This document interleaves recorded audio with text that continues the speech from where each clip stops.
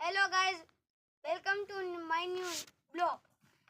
ये देखो हमारा डैम से कैमरामैन, ये हमारा डैम से उन दो पाइप से इधर से हमने पहले हमने रॉक्स की बनाई थी, बाद में हमने ब्रिक्स की बनाई।